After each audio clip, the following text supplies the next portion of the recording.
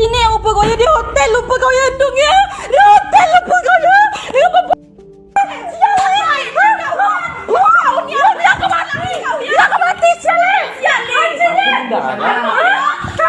Kau pergi cepat kau keluar. Ayo, kita ke kantor polisi sialan. Kau nak ngomong apa? Apa? Sial. Bodoh aduh. Ya tanah. Sial lo teh.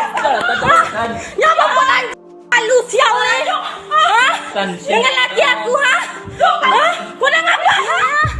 Begini kau dengan laki aku ya? Kau pun udah tahu orang ada bini apa kau mau dengan dia? Kau kira aku tak tahu perbuatan kau ke?